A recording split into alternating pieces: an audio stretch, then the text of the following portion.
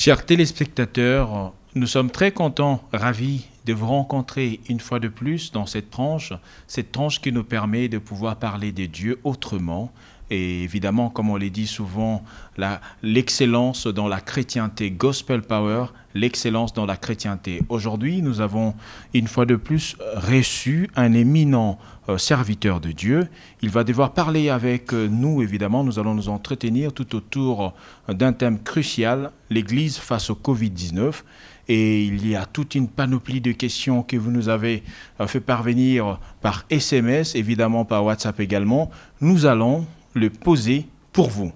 Alors, nous dirons, nous ne pourrons pas commencer cette émission sans pour autant vous annoncer que c'est un retour fulgurant de notre sœur Christelle. C'est la deuxième émission que nous avions à faire avec elle dans le cadre de la reprise normale des choses, puisque nous n'avons pas pu faire pas mal des émissions lors de cette période difficile que nous avons traversée, vous le savez, avec les mesures drastiques et tout à fait contraignantes qui ne nous ont pas permis de pouvoir faire les émissions comme il se devait. Je vais devoir la laisser l'espace pour vous saluer et vous introduire cette très belle émission. Fidèle, shalom, merci de nous recevoir chez vous. Alors Bishop, bienvenue dans cette émission. Nous sommes très contents de vous avoir ici sur ce plateau de Gospel Power, d'accoutumance bien sûr pour vous. Et aujourd'hui, c'est tout à fait particulier que de vous avoir, puisque avec les lourdes charges que vous avez pendant cette période qui est tout à fait une période de difficulté, une période où nous vivons une conjoncture assez néfaste, vous avez quand même accepté de venir vous prêter à ce jeu de questions-réponses. Alors, nous voulons savoir, Bishop, vous êtes évidemment, comme je l'ai dit, un pilier de l'Église du Christ au Congo, de par la posture que vous avez, les charges que vous occupez, évidemment. Et nous voulons savoir, vous avez organisé en date du 14 mai un culte, un très grand culte, dans des conditions difficiles mais réussies. Et nous voulons savoir si le but de l'organisation de ce culte avait été atteint. Merci, chers journalistes. Merci aussi aux téléspectateurs, à nos frères et sœurs dans le Seigneur qui nous suivent en ce moment précis. Le but d'un culte, d'abord, ne peut se trouver que dans la définition de la notion du culte en elle-même. C'est-à-dire, lorsque nous organisons un culte, déjà, la définition, simplement, signifie rendre hommage à une divinité, à un Dieu. Parce que c'est là le culte en soi-même. Donc nous adorons notre Dieu, nous élevons notre Dieu selon nos différentes convictions et selon nos différentes confessions religieuses. Et ensuite, lorsque Dieu est élevé, lorsque vous célébrez Dieu, selon le psaume 22, verset 4, il est écrit que Dieu siège au milieu de la louange, de l'adoration de son peuple. Dès que Dieu siège, Dieu se manifeste et sa présence se traduit par la présence de son royaume. Et le royaume de Dieu, c'est la joie, c'est la paix, c'est la justice par le Saint-Esprit. Nous pensons que pendant ces temps forts, comme vous l'avez dit, de notre culte, par la glorieuse présence du Seigneur, la paix de Dieu s'est manifestée dans notre nation à travers la sécurité sur le plan social, sur le plan politique, sur le plan aussi sanitaire. Parce que, par certains médias, on prévoyait une certaine hécatombe pour l'Afrique. Mais nous constatons bien évidemment que ceci ne s'est pas produit comme cela a été dit. Derrière, il y a quelque part une compréhension spirituelle de la situation. Ne me demandez pas de parler comme un médecin. Je suis un serviteur de Dieu, je ne peux que donner une approche spirituelle de la chose. Pour moi, j'estime que Dieu, dans sa grâce, s'est manifesté pleinement, puissamment, nous a protégés et nous a épargnés. Cela ne veut pas dire que la pandémie est finie. Au contraire, dans Luc au chapitre 22, le Seigneur nous dit que lorsque nous vivrons de telles pandémies, que nous ne pouvons pas arrêter, parce que cela relève de la souveraineté de Dieu, ça fait partie des signes de la fin des temps, mais nous devons prier afin que nous ayons la force d'échapper à ces choses. Ce culte avait pour objet aussi de prier pour que nous échappions. Alors je pense que le but, à mon humble avis, a été atteint. J'ai une autre question à vous poser, puisqu'on parle de cette pandémie qui est l'ami invisible, en fait, qui est l'ennemi invisible, j'allais dire. Alors, ma question est celle-ci. Le gouvernement avait imposé le confinement le 30 mars. Comment avez-vous vécu cette pandémie? Bien, il est très important qu'un enfant de Dieu, en réalité, ne peut jamais être surpris par les événements dès l'instant que l'Esprit de Dieu habite en lui. Dans le livre d'Amos, au chapitre 3, au verset 6, sinon 7 précisément, la Bible dit « Arrive-t-il un malheur sans que l'Éternel en soit l'auteur ?» C'est que l'Éternel ne fait rien sans l'avoir révélé à ses serviteurs, les prophètes. Or, les prophètes ont prophétisé dans l'Ancien Testament par l'Esprit de Christ. Hébreux au chapitre 1, verset 1 nous enseigne que dans les premiers temps, dans l'Ancien Testament, Dieu nous a parlé par les prophètes, mais dans ces derniers temps, Dieu nous parle par son Fils, le Christ Jésus. Mais notre Seigneur étant monté au ciel, il est revenu en nous en la personne du Saint-Esprit. Le même Esprit qui a parlé dans les prophètes continue aujourd'hui au sein de l'Église. Et la première compréhension des choses se trouve dans la parole de Dieu parce qu'elle est en elle-même une prophétie. Donc la pandémie fait partie des signes de la fin des temps parce qu'il y aura des bruits de guerre selon ce que la Bible nous enseigne. Donc par conséquent, lorsque ces choses arrivent, qu'est-ce que nous devons avoir comme attitude ou comme comportement? Cela nous rappelle la responsabilité qui est la nôtre vis-à-vis de l'existence sur la terre. En réalité, le chrétien doit comprendre quelle est la raison pour laquelle il vit sur la terre. Beaucoup d'entre nous, nous ne savons pas que nous sommes ici de passage. Nous ne sommes pas là pour vivre longtemps. Donc cette pandémie nous montre combien notre vie sur la terre est éphémère et que du jour au lendemain, on peut quitter ce monde. Donc quelque part, il y a une interpellation de la part du Seigneur. C'est le message que nous avons fait comprendre aux âmes. Et ensuite, pendant cette pandémie, où la plupart d'entre nous étant confinés dans leurs maisons respectives, il y a aussi là une interpellation de la part du Seigneur selon Luc au chapitre 18, où le Seigneur Jésus dit « Est-ce que quand le Fils de l'homme reviendra, trouvera-t-il encore la foi sur la terre ?» Donc, cette pandémie a aussi été un moment très important pour que chacun de nous se rappelle que nous devions maintenant vivre par la foi. Parce que nombreux parmi nous, nous avons tendance à nous appuyer sur les hommes, sur les parents, sur les amis et connaissances, que de s'appuyer sur Dieu.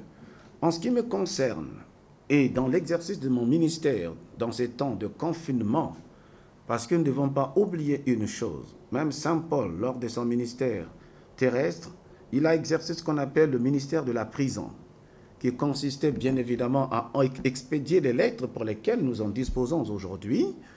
On peut confiner l'Église en tant qu'établissement de culte, mais on ne peut pas confiner l'Église en tant que corps de Christ. Donc, nous avons compris également, aussi pour les chrétiens, que l'Église, en réalité, ce n'est pas un établissement de culte. L'Église, c'est avant tout chacun de nous. L'Église, c'est la maison, c'est la famille.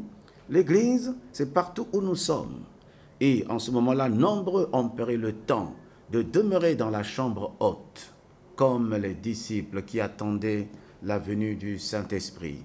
Ils sont restés en prière. Le confinement a été pour nous un moment de prière intense.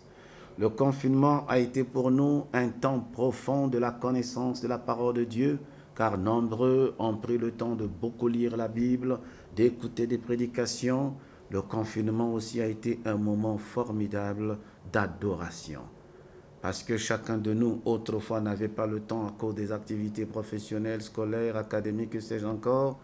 Et voilà que Dieu, dans sa grâce, dans sa miséricorde, nous avait disposé ce temps par le confinement. Je ne l'ai pas pris négativement, au contraire. Je l'ai considéré comme étant un temps sabbatique. Donc cette période, c'est... En fait, on peut dire que cette période de confinement, en fait, on peut dire Jésus revient bientôt pour les chrétiens.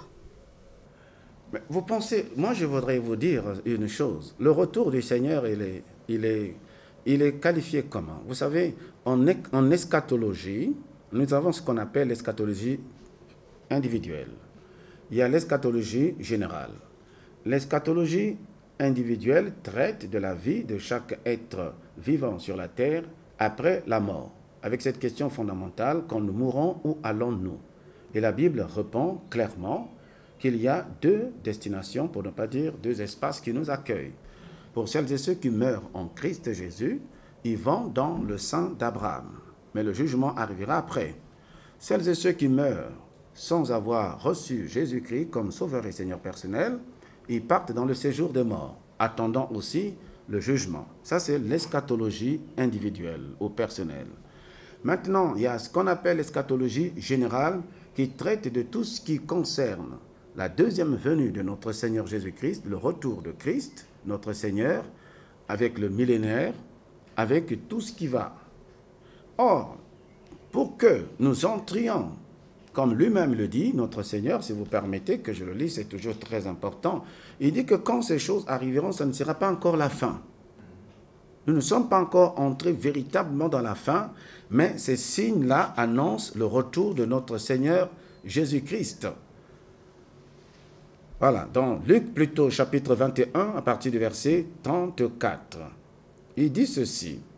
Prenez garde à vous-même de craindre que vos cœurs ne s'apaisantissent par des excès du manger et du boire et par les soucis de la vie et que ce jour ne vienne sur vous à l'improviste. Car il viendra comme un filet sur tous ceux qui habitent sur la surface de la terre.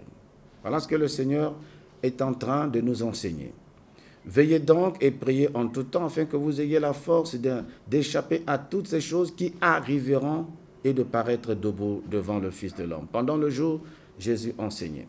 Voilà, donc le Seigneur est en train ici de nous montrer ce qui va arriver. Donc quand vous repartez, vous remontez encore dans Genèse, plutôt Luc au chapitre 21, c'est ce que le Seigneur nous montre. Donc il y aura des bruits de guerre, il y aura des tremblements de terre, il y aura toutes sortes de situations, mais ce ne sera pas encore la fin des temps.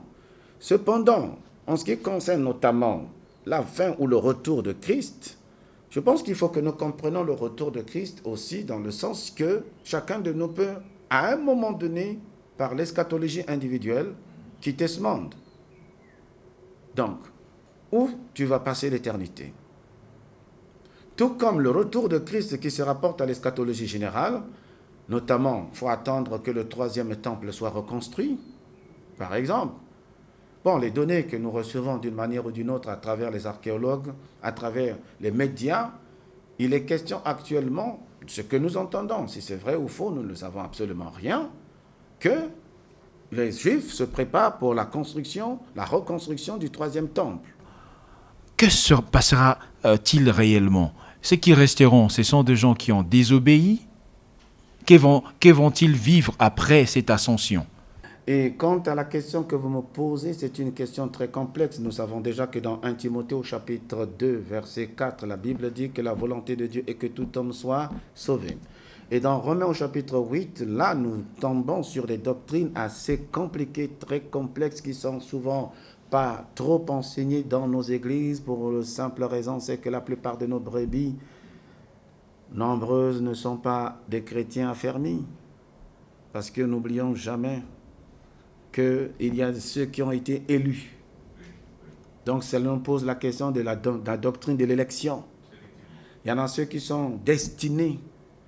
Cela pose la question aussi de la doctrine de la destination, la prédestination. Ce sont des questions très profondes. Donc, ainsi, je ne pourrais pas vous dire qui pourra être enlevé et qui ne le sera pas. Parce que le jugement des hommes n'est pas forcément celui de Dieu. Il y a des gens, quelquefois, vous les regardez, vous leur donnez tous les péchés du monde. Mais vous ne connaissez pas l'intérieur de son cœur. Et vous ne connaissez pas aussi la communion qu'il peut avoir avec Dieu. Il n'y a que Dieu seul qui connaît le cœur de quelqu'un. Non, Paul l'a dit à Timothée, que les péchés de certains sont visibles. Mais dès qu'on les regarde. Mais pour certains, c'est bien caché. Il y a des gens, vous êtes capables même de lui servir le ciel sur un plateau d'argent. Mais vous ne connaissez pas en réalité la dimension de son cœur. Il n'y a que Dieu seul qui le sait. Nous revenons sur notre sujet d'aujourd'hui, l'Église face au Covid-19. Alors, l'opinion publique, puisque nous parlions d'entrée de jeu dans notre émission du culte, évidemment, vous avez évoqué le résultat de ce culte qui était tout à fait spirituel. Mais vous savez, l'Église ne vit pas par rapport aux radios, trottoirs, mais plutôt par la révélation de la parole. Et nous aimerions que vous puissiez nous dire pourquoi avez-vous organisé un culte, vous en tant que chrétien, éminent pasteur et évêque, avec ceux que l'on prétend, selon une certaine opinion, traiter de fétichistes. Voilà, et on vous a vu regrouper avec eux dans un culte, et cela, de par une certaine opinion, est décrié. Et nous aimerions que vous nous donniez votre écho favorable par rapport à cela.